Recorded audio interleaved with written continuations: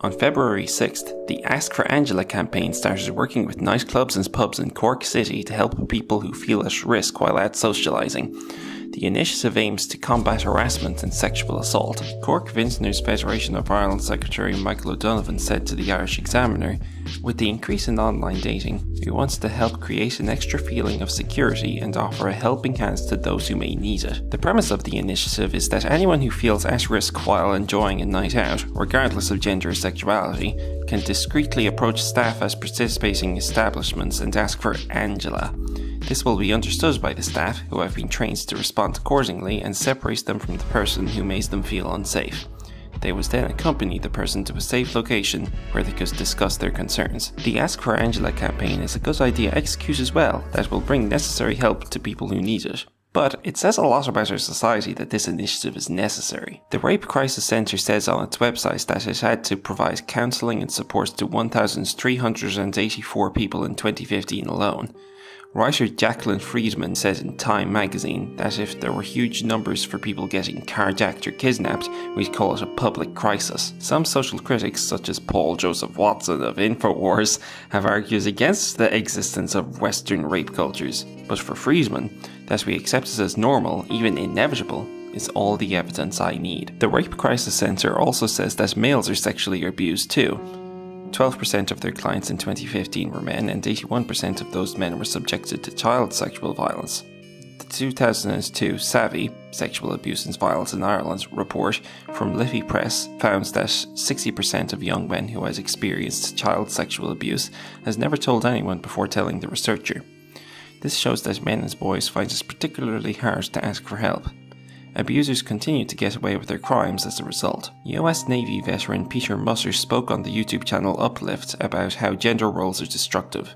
Rape culture affects everyone living in the rape culture. No one escapes unscathed. Rape culture, we call it that, and it's not just that, because it's part of the bigger picture of like misogyny. Rape is the end product of this rape culture. It's the terrible negative, but it ties in with things like boys can't be who they are.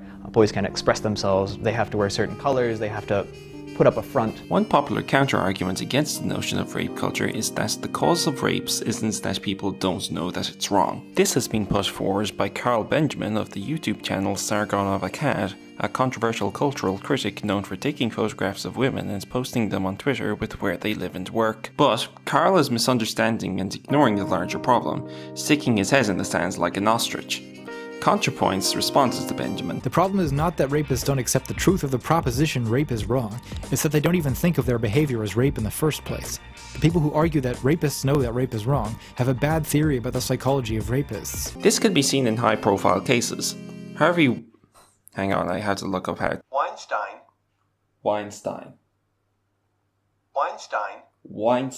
Harvey Weinstein made several remarks in interviews after accusations were made against him, which made it clear that he didn't believe he has done anything wrong. These could obviously be the lies of a man who understood exactly what he was doing and doesn't want to go to jail, but it could also easily be sincere. Broadly quotes Vice President of the European Men's Health Forum, Dr. Sven Ag Madsen, as saying that this kind of self-denial or ignorance is typical.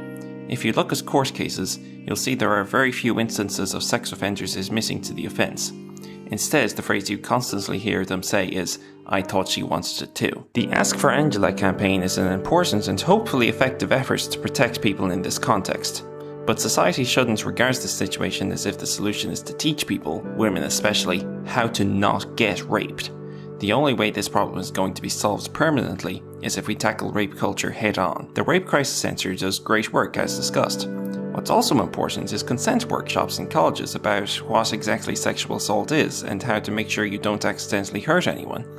These workshops are especially useful because, as discussed, many rapists do what they do because they don't understand that what they're doing is rape.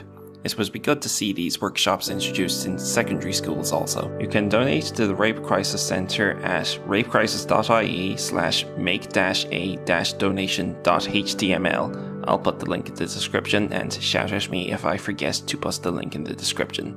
If you've been affected by any of the issues discussed here, please visit the centre or a mental health professional. Thanks for watching my video. It's been a rough one. You know the Patreon plug by now. If you want to support my writing or videos, then you can send me €1 once a month through the website. If you liked this video, give it a thumbs up. If you hated this video, give it a thumbs up. Be sure to leave your thoughts in the comments above and click the subscribe button wherever it is this year. And also the bell, because you have to do that now. YouTube is great. It's very good. It's a good website. Thank you. Bye bye.